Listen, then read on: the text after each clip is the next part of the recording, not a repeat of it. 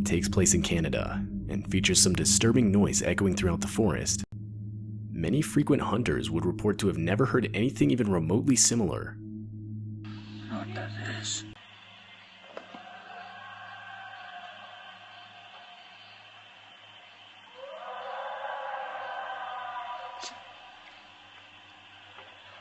What is that?